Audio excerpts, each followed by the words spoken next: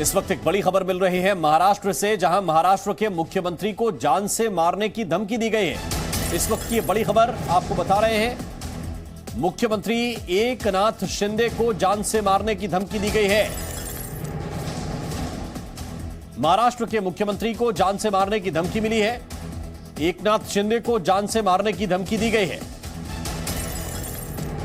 आत्मघाती हमला करके जान लेने की धमकी दी गई है। 1 महीने पहले भी धमकी भरा एक पत्र मिला था और अब अनजान फोन से शिंदे को धमकी दी गई है।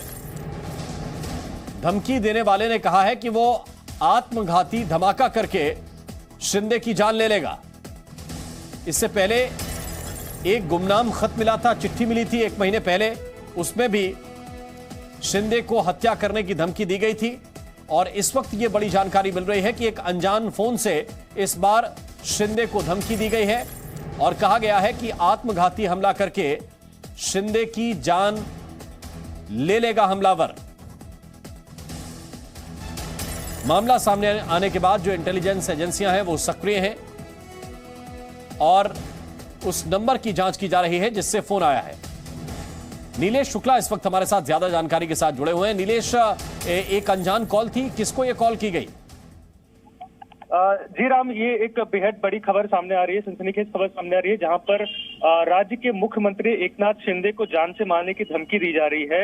आपको बताएं कि हालांकि इससे पहले भी एकनाथ शिंदे को एक बार पत्र के माध्यम से धमकी मिली थी जब वो मंत्रालय में अपने दफ्तर में बैठे थे, लेकिन आज जो धमकी उन्हें मिली है वो फोन कॉल के माध्यम से मिली है और उनकी हत्या करने की बात कही गई है, एक आत्मघाती हमला करने की बात कही जा रही है।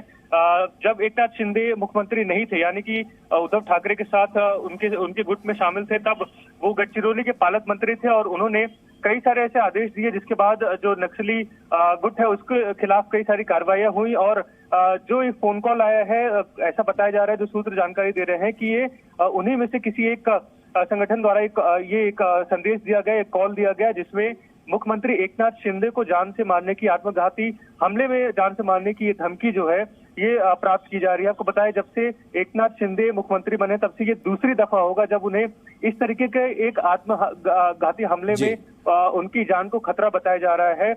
इस फोन कॉल के बाद जो खुफिया विभाग है, जो जांच एजेंसी है, वो पूरी तरीके से सतर्क हो चुकी है, क्योंकि आपको बताएं कि शहर भर में दशहरा का माहौल है और कुछ ही दिनों में जो दशहरा रैली है वो आयोजित होने वाली है, जहां पर लाखों की संख्या में जो भीड़ है वो इकट्ठा होगी। ऐसे में जो खतरा है वो कई गुना ज्यादा बढ़ जाता है और इन्हीं सब कारणों के चलते जो खुफिया विभाग है उसने अपनी तरीके से जो अपनी कॉन्टैक्ट है वो बढ़ा दिए हैं। पता करने की कोशिश की जा रही है कि आखिर ये कॉल कहां से आया है, क्योंकि आपको बताएं कि लगातार मुंबई शहर को कई सारी जो धमकियां हैं वो लगातार मिलती रही हैं। आज सुबह एक बार फिर से मुंबई को एक दहलाने की धमकी मिली। इससे पहले गणेश चतुर्थी के ठीक पहले भी कई जो धमकियां हैं वो मिलती रही हैं और अब राज्य के मुख्यमंत्री को सीधे तौर पर जान से मारने की धमकी मिलना कहीं ना कहीं एक बड़ी साजिश की ओर इशारा करता है और यकीनी तौर पर बड़ी साजिश की तरफ ये इशारा कर रहा है और इस पर इंटेलिजेंस एजेंसियां जाहिर है कि सक्रिय हो गई होंगी। लेकिन ये फोन कॉल क्या मुख्यमंत्री के व्यक्तिगत नंबर पर किया गया या उनके किसी करीबी को